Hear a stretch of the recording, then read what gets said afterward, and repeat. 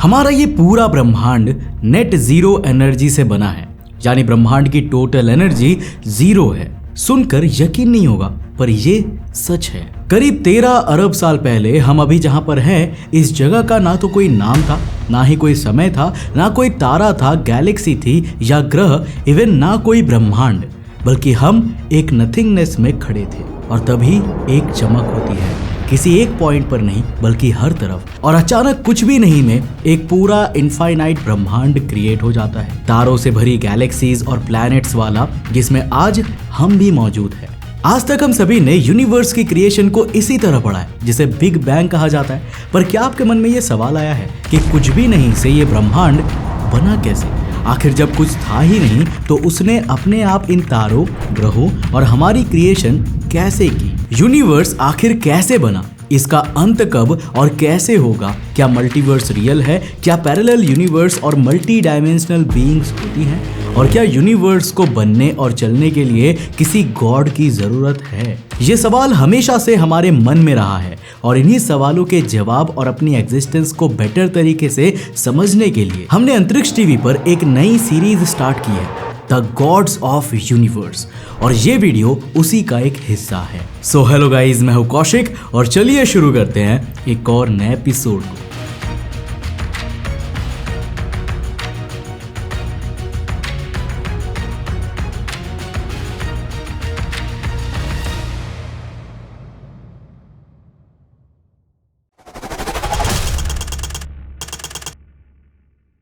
Ice as का समय है। पृथ्वी चारों तरफ बर्फ से लिपटी हुई है। तभी जमे हुए समुद्र के ऊपर हमें एक अजीब सी चीज भागती हुई आती हुई दिखती है, जो देखने में एक हाथी जैसा लगता है, पर उसका विशाल शरीर और उसके मुंह से निकले बड़े दांत आज के हाथियों से बिल्कुल अलग है, क्योंकि ये असल में मैमथ्स हैं, एक ऐसी जीव जो पृथ्वी से हजारों साल पहले खत्म हो चुके हैं, वो भी इतने भारी शरीर और ताकत के बावजूद।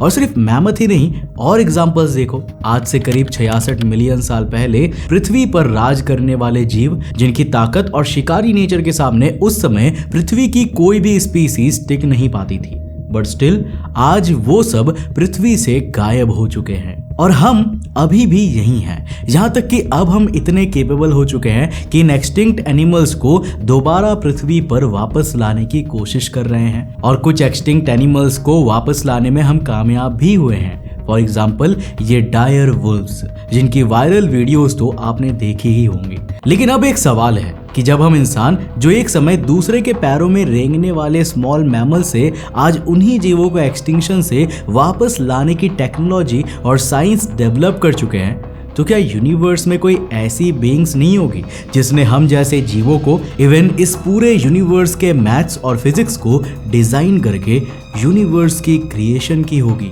वेल, अगर यूनिवर्स को ऊपर ऊपर से देखा जाए तो शायद आपको भी कुछ ऐसा ही लग सकता है। लेकिन एक सच बात बताऊं, सही मायनों में हमारे इस यूनिवर्स को बनने के लिए किसी की जरूरत कभी थी ही नहीं, यानी इसका क्रिएशन खुद अपने आप नथिंगनेस यानी कुछ भी नहीं से हुआ है।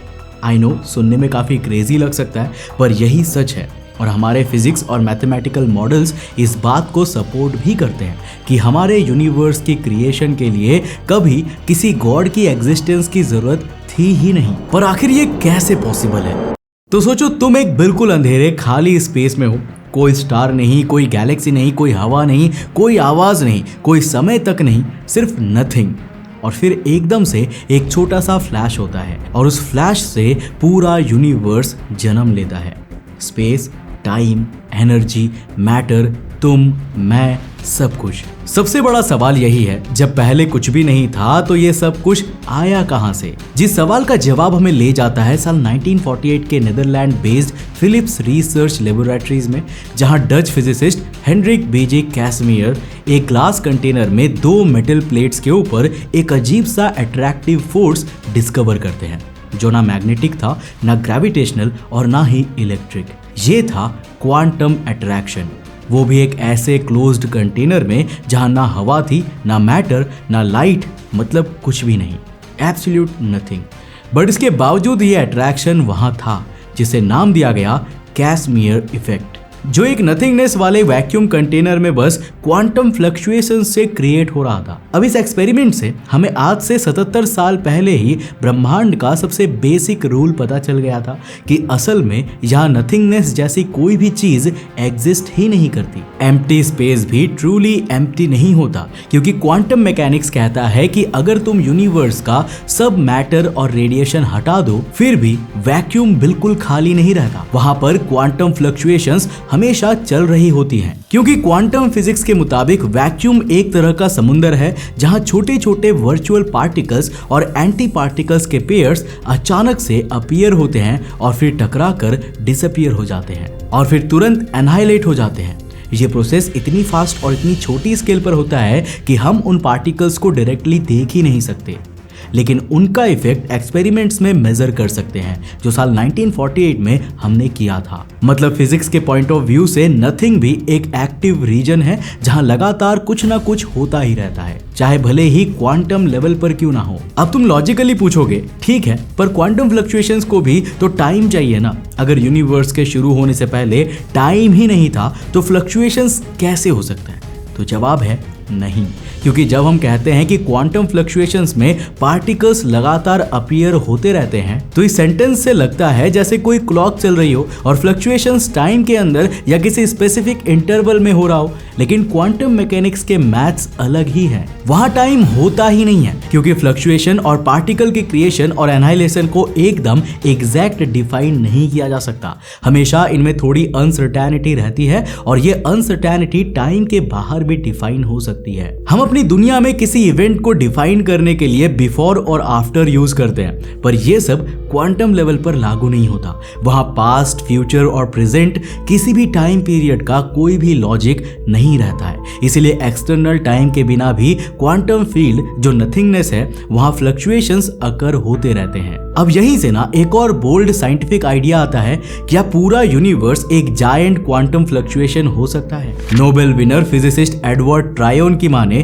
तो हाँ, पर अगर ऐसा है तो क्वांटम फ्लक्चुएशन से क्रिएटेड इस यूनिवर्स को तो बहुत छोटा होना चाहिए था, माइक्रो साइज में। फिर हमारे सामने ये इनफाइनाइट यूनिवर्स कहां से आया? और जब क्वांटम फ्लक्चुएशंस एंटी मैटर और मैटर के बराबर पेयर्स बनाकर उन्हें एनाहिलेट कर देती है, यानी खत्म कर देती है, तो यूनिवर्स को तो असल में अपनी क्रिएशन के तुरंत बाद ही डिस्ट्रॉय हो जाना चाहिए था। फिर ये आज भी मौजूद कैसे है? वेल, इन सवालों को भी हम आगे समझेंगे, बट पहले एक शॉकिंग बात आपको बताता हूँ जिस चीज ने मुझे भी हैरान कर दिया था, और वो ये कि इस टॉपिक के रिसर्च के दौरान मुझे ये पता चला कि कई फिजिसिस्ट की रिसर्च कहती है कि हमारे यूनिवर्स की नेट एनर्जी 0 है।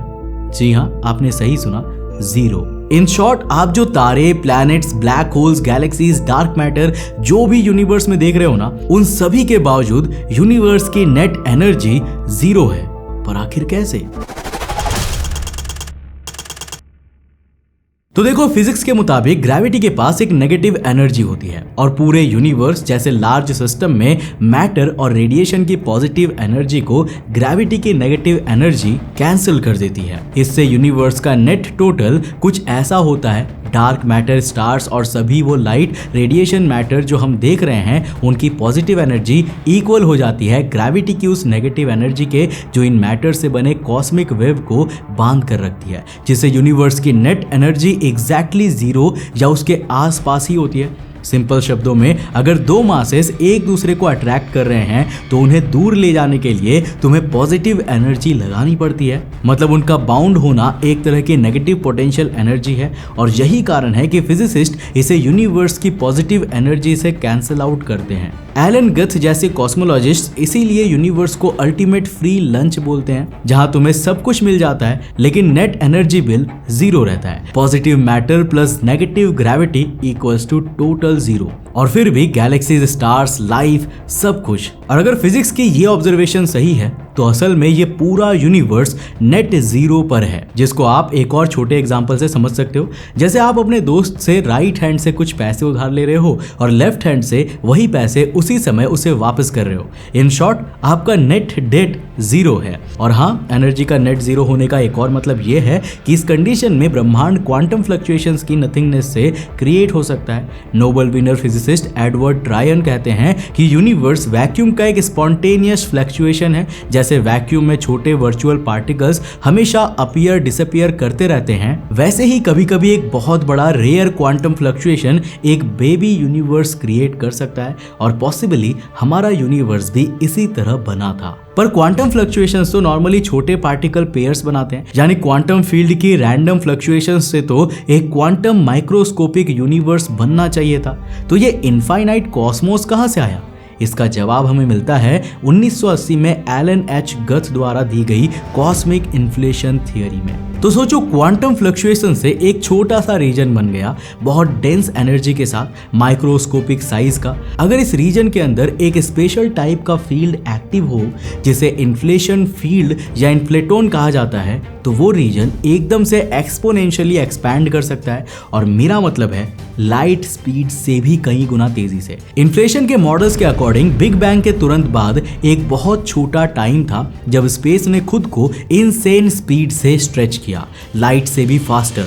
आपको यहाँ लग सकता है कि आइंस्टाइन के मुताबिक तो ब्रह्मांड की कोई भी चीज लाइट स्पीड की लिमिट क्रॉस नहीं कर सकती, फिर लाइट स्पीड से तेज एक्सपेंशन कैसे हुआ? तो इसका सिंपल सा आंसर है रिलेटिविटी। देखो, आइंस्टाइन ने लाइट स्पीड का लिमिट स्पेस के अंदर मूव करने पर लगाया है, खुद स्पेस पर नहीं। इन शॉर्ट, खुद ब्रह्मांड लाइट स्पीड से भी ज्यादा तेजी से फैल सकता है। और हाँ, कॉस्मिक इन्फ्लेशन कोई फिल्मी आइडिया नहीं है। बिग बैंग के तुरंत बाद कॉस्मिक इन्फ्लेशन होने के रियल प्रूफ हमें कॉस्मोस में मिलते हैं, यानी ये रियल ऑब्जर्वेशन पर बेस्ड है। फॉर एग्जांपल, यूनिवर्स जितना फ्लैट और यूनिफॉर्म लार्ज स्केल्स पर दिखता है, वो एक नॉर्मल स्लो एक्सपेंशन से इजीली एक्सप्लेन नहीं होता। इन्फ्लेशन ही वो प्रोसेस है जिसने ब्रह्मांड को बनने के बाद से इतना ज्यादा फैला दिया है कि आज यूनिवर्स का हर रीजन हमारे लिए एक फ्लैट लाइन की तरह लगता है। इसका एक छोटा सा एग्जाम्पल आप ऐसा समझ सकते हो कि जैसे पृथ्वी पर रहते हुए हमें ऐसा लगता है जैसे पूरी पृथ्वी फ्लैट है, क्योंकि पृथ्वी के कंपैरिजन में इंसानों का साइज काफी छोटा है। हम तब तक पृथ्वी का कर्वेचर नहीं देख पाते जब तक उसे बहुत ज्यादा ऊंचाई से ना देखें। बिल्कुल यूनिवर्स के मामले में भी शायद हमारे लिए उस ऊंचाई तक जाना और ब्रह्मांड का रियल कर्वेचर देखना लगभग नामुमकिन है। कॉस्मिक इन्फ्लेशन सिंपली कहता है कि जो टाइनी क्वांटम फ्लक्चुएशन स्टार्टिंग में हुए थे, इन्फ्लेशन उनको स्ट्रेच करके लार्ज स्केल डेंसिटी वेरिएशन बना देता है, जिससे बाद में गैलेक्सीज और क्लस्टर्स बनते हैं। कॉस्मिक माइक्रोवेव बैकग्राउंड यानी बिग बैंग का लेफ्ट ओवर हीट ग्लो में जो टाइनी टेम्परेचर वेरिएशन हम देखते हैं, वो इन्फ्लेशन प्लस क्वांटम फ्लक्चुएशन के पैटर्न से मैच करते हैं। इसीलिए इन्फ्लेशन आज के टाइम का लीडिंग अर्ली यूनिवर्स मॉडल है। अब दोनों आइडियाज को जोड़ो, क्वांटम नथिंग जहां फील्ड्स और लॉज तो हैं पर क्लासिकल मैटर नहीं, वहां एक रेयर फ्लक्चुएशन से एक छोटा सा रीजन पॉप आउट हो जाता है जिसका नेट एनर्जी 0 होता है। फिर इन्फ्लेशन उस रीजन को ब्लो अप करके एक ह्यूज एक्सपेंडिंग यूनिवर्स बना देती है और हमारा ब्रह्मांड एग्जिस्टेंस में आ जाता है, जिसे आप अभी देख रहे हो। बट वेट, क्या आपको इस ब्रह्मांड में कुछ दिख रहा है? I mean, ना यहाँ तारे हैं, ना यहाँ गैलेक्सीज है जो आज हमारे ब्रह्मांड की तरह हो, पर आखिर ये इतना एम्प्टी क्यों है? तो देखो, असल में कॉस्मिक इन्फ्लेशन के दौरान ब्रह्मांड में एक और चीज हुई थी जिसने चीजों के क्रिएशन में मदद की थी, जिससे आप और मैं और ये तारे और गैलेक्सीज बने हैं, और वो है मैटर। पर यहाँ भी एक प्रॉब्लम है, क्योंकि जैसा हमने अभी थोड़ी देर पहले समझा, क्वांटम फ्लक्चुएशंस एक तरह दो पेयर्स ऑफ पार्टिकल्स बनाते हैं, सेम मैटर और उसका कॉपी एंटी मैटर, जिसके कारण वो दोनों एनहाइलेट करके टोटल एनर्जी 0 कर देते हैं। इस थियरी के हिसाब से तो क्वांटम फ्लक्चुएशन से ब्रह्मांड के क्रिएशन के बाद कॉस्मिक इन्फ्लेशन के बावजूद इस पूरे ब्रह्मांड को पूरी तरह खाली होना चाहिए था, क्योंकि पेयर्स में बने मैटर और एंटी मैटर पार्टिकल्स को एनहाइलेट होकर खत्म हो जाना चाहिए था। लेकिन क्लियरली ऐसा नहीं हुआ, क्योंकि तुम स्क्रीन के सामने बैठे हो, स्टार्स चमक रहे हैं, प्लैनेट्स हैं, तो इसको हमारी थियरीज कुछ इस तरह एक्सप्लेन करती है कि ब्रह्मांड की क्रिएशन के तुरंत बाद स्टार्ट में मैटर और एंटी मैटर ऑलमोस्ट इक्वल थे, लेकिन मैटर थोड़ा सा ज्यादा था। एस्टिमेशन के हिसाब से हर 1 बिलियन एंटी मैटर पेयर्स के अगेंस्ट रफली 1 एक्स्ट्रा मैटर पार्टिकल, इसलिए बाकी के बिलियन पेयर्स एनहाइलेट हो गए, उन्होंने फोटोन्स बना दिए, और इसके बाद जो मैटर बचा उसने स्टार्स, गैलेक्सीज, प्लैनेट्स और हमारा क्रिएशन किया। पर लॉजिकली सोचो, फिजिक्स और मैथमेटिक्स के रूल के हिसाब से आखिर मैटर और एंटी मैटर की क्वांटिटी में ये छोटा सा इम्बैलेंस कैसे आया? तो इस सवाल के जवाब के लिए हमें जाना पड़ेगा साल 1967 में एंद्रे शाकारोव थियरीज में, जहां उन्होंने इस इम्बैलेंस को एक्सप्लेन करने की 3 बेसिक कंडीशन दी थी, जिन्हें शाकारोव कंडीशंस कहा जाता है। जिनमें पहली कंडीशन कहती है कि अर्ली यूनिवर्स में कुछ रिएक्शंस ऐसे थे जहां क्वांटम फ्लक्चुएशंस ने अलाउ किया कि कुछ एक्स्ट्रा मैटर क्रिएट हो जाए, जिसने एंटी मैटर और मैटर की गिनती में छोटा सा चेंज लाया।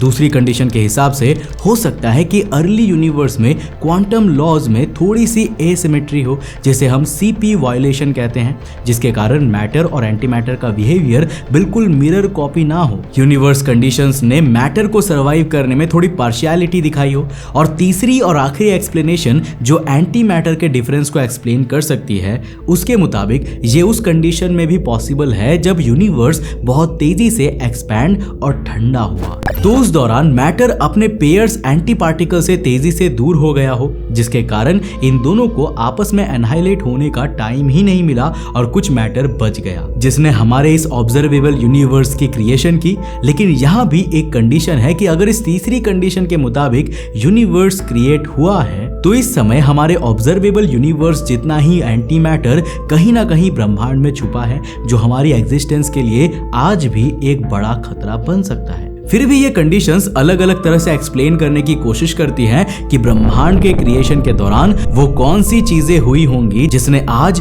ऑब्जर्वेबल यूनिवर्स में मैटर को सरवाइव करने में मदद की। यानी इस पॉइंट पर आकर हमारे पास यूनिवर्स की क्रिएशन का मैथमेटिकल और फिजिक्स बेस्ड एक्सप्लेनेशन है, जिसके बेस पर हम कह सकते हैं कि हम यूनिवर्स की क्रिएशन को समझते हैं और जिसमें किसी आउटसाइड फोर्स की जरूरत नहीं है जिसे हम गॉड कह सकें। तो फिर फाइनल आंसर, एक नथिंग जिसमें क्लासिकल सेंस में कोई मैटर, कोई रेडिएशन, कोई स्टार्स, कोई टाइमलाइन ना हो, लेकिन क्वांटम फील्ड्स और लॉज ऑफ फिजिक्स फिर भी एग्जिस्ट करता है। क्वांटम मैकेनिक्स के हिसाब से ऐसी स्टेट परफेक्टली क्वाइट नहीं रह सकती, उसमें थोड़ा बहुत फ्लक्चुएशन नेचुरली होगा। अब अगर टोटल एनर्जी 0 रखना पॉसिबल हो, यानी मैटर का प्लस प्लस ग्रेविटी का माइनस, तो इन क्वांटम फ्लक्चुएशंस में नथिंग से एक कॉम्पैक्ट सेल्फ कंटेन्ड यूनिवर्स का स्पॉन्टेनियसली अपीयर होना मैथमेटिकली पॉसिबल है। और इन्फ्लेशन जैसे प्रोसेसेस उस माइक्रोस्कोपिक यूनिवर्स को instant huge smooth expanding Cosmos में बदल सकते हैं, जो हमारे साथ हुआ।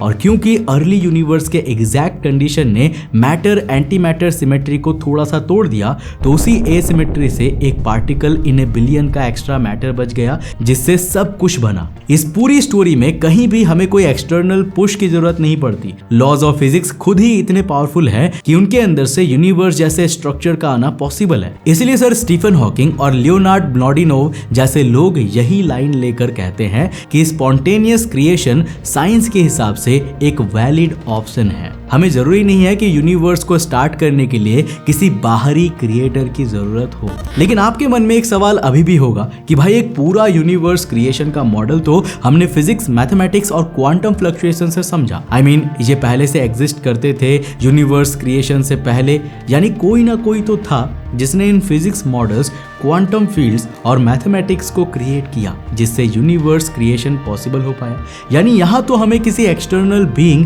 किसी गॉड की जरूरत पड़ गई होगी। बट यही इन सवालों के जवाब के लिए हम अब एक ऐसी दुनिया में जाते हैं जहां multiverse, parallel universe, super intelligent beings, simulation theories picture में आने लगती है, जिनसे हमें उस सवाल का जवाब मिलता है कि आखिर ये रूल्स बने कैसे, इन्हें बनाने वाला कौन था। पर इन सब के बारे में हम बात करेंगे अपनी सीरीज के नेक्स्ट एपिसोड में। तो अगर आपको वो पार्ट जल्दी चाहिए तो इस वीडियो को लाइक करो और कमेंट सेक्शन में जाकर के ज्यादा से ज्यादा कमेंट करो। अगर आपके कमेंट्स ज्यादा हुए तो मैं डेफिनेटली इसका सेकंड एपिसोड लेकर आऊंगा। अगर आप नए हो चैनल पे तो इस चैनल को सब्सक्राइब करने के साथ साथ नोटिफिकेशन बेल ऑन कर देना। और अगर आपको ये वीडियो पसंद आए ना तो मैं आपको रिकमेंड करूंगा कि आप अगली वीडियो इसे जाकर जरूर देखना, जिसमें हमने बात किया है मॉन्स्टर ऑफ द ओशंस के बारे में। समुद्र के अंदर कुछ ऐसे मॉन्स्टर्स छिपे हुए हैं जिसके बारे में हमारे प्राचीन लेखों में लिखा रहता है, लेकिन हम उन्हें आज तक मिथिकल मानते थे। लेकिन आज की साइंस कहती है कि वो मिथिकल क्रिएचर्स वाकई में एग्जिस्ट करते हैं, लेकिन कहां पर, जानने के लिए इस वीडियो को जाकर देखना बहुत इंटरेस्टिंग है। मैं मिलता हूं आपको नेक्स्ट एपिसोड के साथ, तब तक के लिए बाय, जय हिंद।